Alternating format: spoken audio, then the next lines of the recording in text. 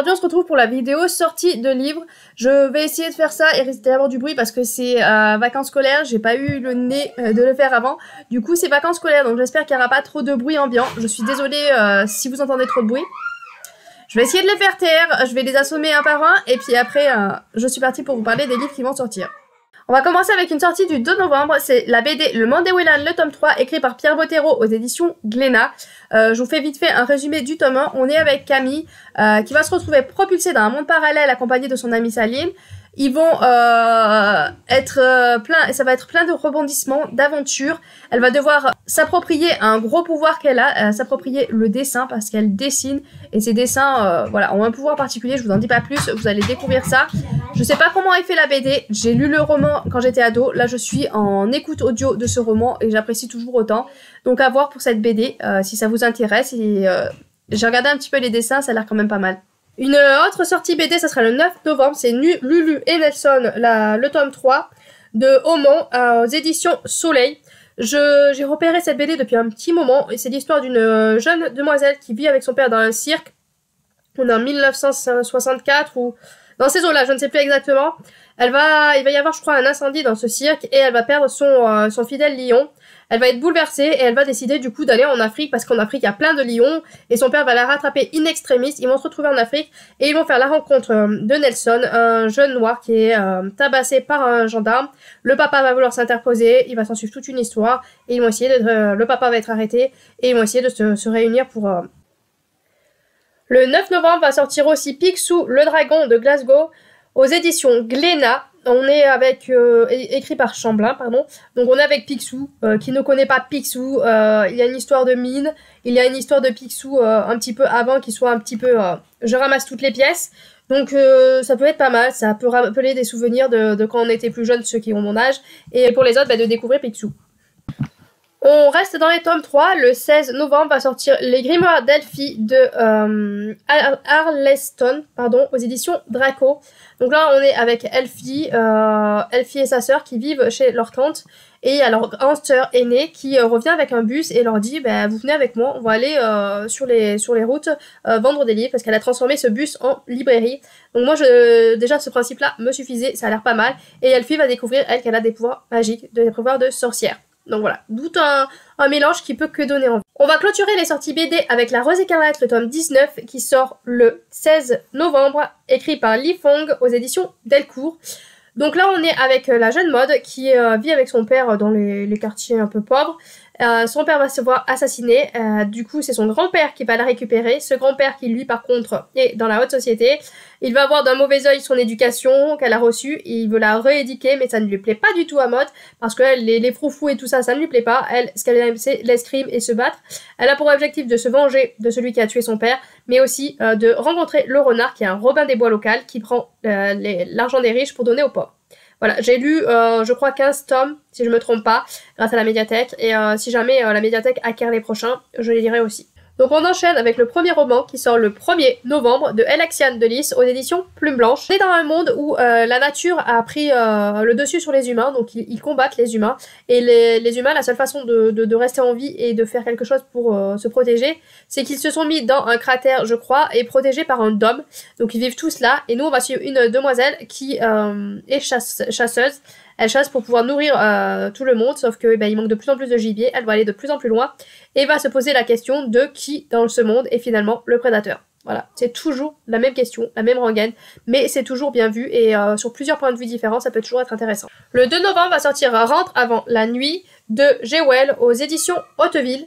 Donc là on est avec Tallulah qui a 19 ans, qui va laisser la garde de son enfant à sa mère pour pouvoir sortir, parce que bon elle est jeune donc elle sort encore un petit peu avec ses copains, et du coup elle va être amenée à disparaître et on va retrouver la maman de cette jeune fille avec son enfant 2 ans plus tard, et ils ont déménagé et je sais plus par quel truchement, on va lui indiquer de farfouiller dans un carton et ça va lui donner des indices pour savoir ce qui s'est passé avec sa fille.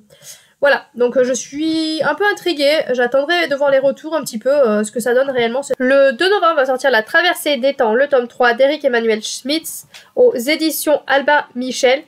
Donc on est, l'auteur ça fait plus de 30 ans qu'il essaye de retracer toute l'histoire, il a fait des recherches religieuses, des recherches scientifiques, enfin beaucoup de recherches pour pouvoir écrire ces 3 tomes.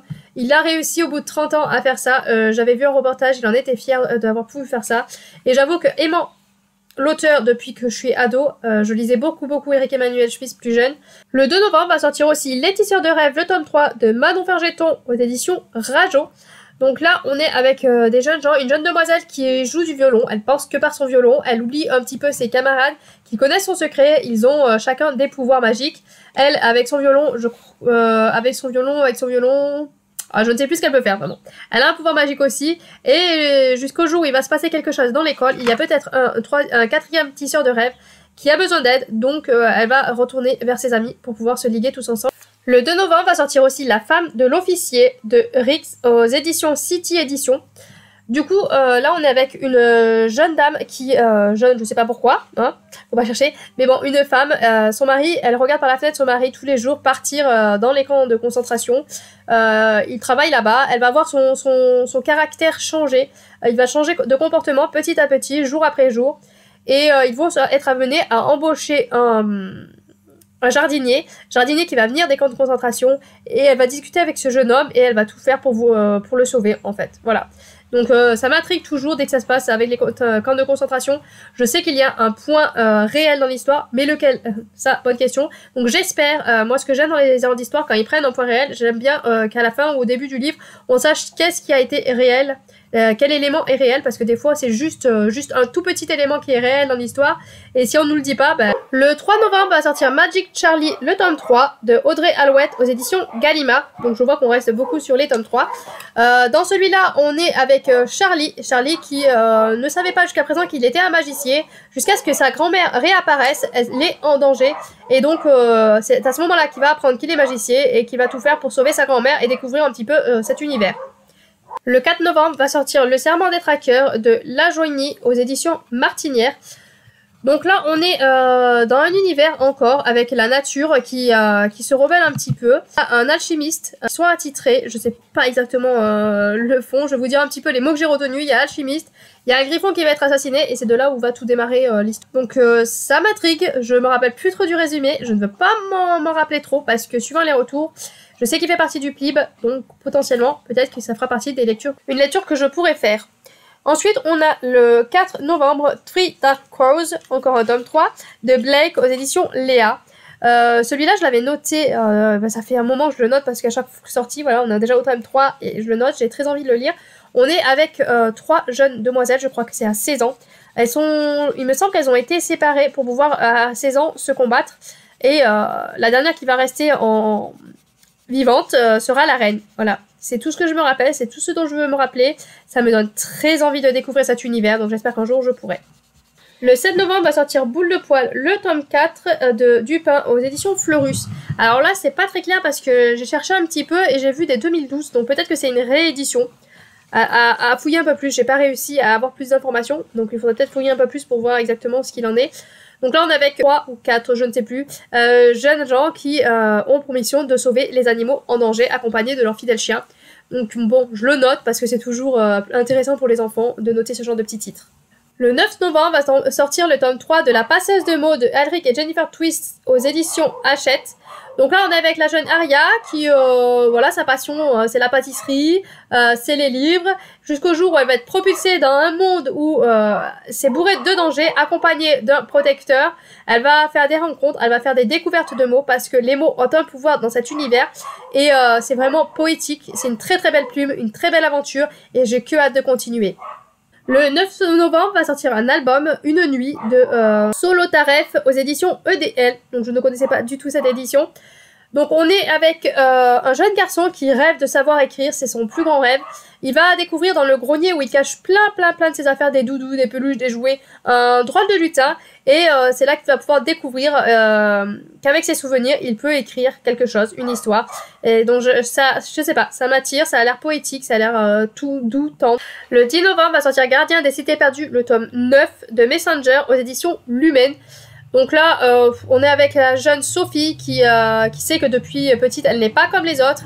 Elle a une mémoire photographique, donc je crois qu'elle a sauté plusieurs classes même, elle est très évoluée, et puis elle va découvrir qu'elle vient d'un autre monde, et va s'en suivre toute l'histoire. Voilà, c'est un peu le truc habituel, mais je sais que j'avais lu le tome 1, que j'avais beaucoup aimé, c'est assez addictif, ça se lit assez vite. Le 14 novembre va sortir Les Émissaires du Lien aux éditions Inceptio de Bess. On est dans un roman encore, je crois que c'est le 3e un petit peu dans ce style-là, où c'est la nature et les animaux qui dominent les humains. Ils sont protégés par un rempart et il y a une Titiana, une jeune demoiselle qui, elle, est là pour créer un lien entre les deux, entre les humains et entre la nature et les animaux, pour qu'on n'oublie pas le passé, parce que petit à petit, on oublie le passé et des fois, c'est pas bon d'oublier parce qu'on reproduit les erreurs du passé. Le 24 va sortir Anne d'Ingleside, aux éditions Toussaint l'ouverture de Montgomery, pardon j'allais dire de Anne, de Montgomery. J'ai lu les 3 premiers tomes en audio, j'ai beaucoup aimé. On suit une petite fille qui est orpheline, qui va être adoptée par un frère et une sœur, je sais plus, Mathieu et je sais plus leur nom de famille. Ils vont l'adopter, eux ils voulaient à la base un garçon, et ils se retrouvent avec une fille, donc ils hésitent à la garder parce que bon, ils voulaient quelqu'un pour travailler dans le champ, et une fille c'est pas trop ça. Mais finalement ils vont s'attacher à cette jeune fille qui n'est pas ordinaire. Elle est très bavarde, au début moi elle m'agaçait j'avoue, mais elle voit tellement les choses merveilleusement bien qu'on se peut qu'y s'y attacher. Le 24 novembre va sortir Agence Lovecraft, le tome 3, oui, vous avez bien deviné, de Marc Castel aux éditions Gulfstream. Donc moi j'ai lu le tome 1 parce qu'il était au PLIB 2022. On est avec des jeunes gens qui vont découvrir qu'ils ont un pouvoir très puissant et l'agence Lovecraft va essayer de les récupérer parce qu'ils sont forcément mis en danger, parce qu'il y a d'autres personnes aussi qui veulent les récupérer. C'est un monde où il y a des monstres et donc ils vont potentiellement devoir combattre ceux-ci. Le 25 novembre va sortir Cœur de cerf de Mar aux éditions Amecanière, si je me suis pas trompée. Donc c'est un roman où il y a la guerre civile et nous on va suivre A1 qui est un maître guérisseur. Il fait tout pour apaiser un petit peu ces conflits jusqu'au jour où il va faire la rencontre de Tiana, une jeune Liu, interprète. Confrontée à la violence de l'injustice, la jeune femme va découvrir ce qu'elle est prête à sacrifier pour protéger le mystérieux guérisseur. Donc là, je vais vous lire la dernière phrase du résumé parce qu'elle est assez percutante, je trouve. Lorsque la haine gangrène le peuple, la fraternité est-elle encore possible? Voilà, c'est une phrase que je trouve assez intéressante. Le 30 novembre va sortir le préquel des Nébuleuses de Amandine Peters aux éditions Explora. Donc moi j'ai lu La couleur des nébuleuses et Le silence des nébuleuses qui étaient vraiment d'excellentes lectures. C'est une pilote rescapée qui a été gravement blessée et donc elle va repartir en mission. Elle va être avec un escadron, mais c'est pas l'escadron dont elle se doutait. Elle semble cacher quelque chose et une découverte de la nature des missions vient chambouler leur objectif. Qui est le véritable ennemi? Le 29 novembre va sortir Anna, le tome 2 de Borwins aux éditions Cyplog. Donc j'ai le tome 1 dans ma pile à lire. C'est d'habitude pas trop le genre parce qu'il y a une grosse romance qui prend de la place, je pense. On est dans un post-apo, il y a eu un incident et on va suivre Anna qui va avec son meilleur ami accompagné de son chien. Et j'avoue que c'est ça qui me fait peur parce que je ne sais pas ce que va devenir ce chien. Et qui va essayer de retrouver sa mère qui est dans l'Est, je sais plus exactement où ils sont, pour se réconcilier parce qu'elle s'était fâchée juste avant cet incident. Et sur leur route, ils vont rencontrer un militaire. Elle va de suite tomber sous le charme de ce militaire. Mais ils savent tous les deux qu'ils sont voués à ne pas pouvoir continuer la route ensemble. Donc voilà pour ces sorties du mois de novembre. Évidemment, je n'ai pas tout noté. Donc c'est vraiment mon choix à moi. J'ai fait d'ailleurs une grosse sélection. Il y en a plein d'autres qui me faisaient envie. Mais il a fallu que je les supprime parce que je ne pouvais pas vous en montrer 50, ça serait ridicule. Donc j'ai réduit au maximum et comme d'habitude, il en reste une vingtaine. Donc n'hésitez pas aussi à aller voir un petit peu partout, à farfouiller parce qu'il y a plein d'autres sorties. En particulier les thrillers, j'en ai peut-être mis un ou deux, je ne sais plus. J'en ai pas mis beaucoup parce que je sais que si je veux un thriller, si je veux me renseigner sur les thrillers, je vais sur la chaîne Lisez bien ce livre de Séverine. Donc n'hésitez pas, si vous voulez vous renseigner sur les thrillers, je pense que c'est la meilleure chaîne à suivre. Sur ce, je vous laisse, je vous souhaite de bonnes lectures et à bientôt bien sûr.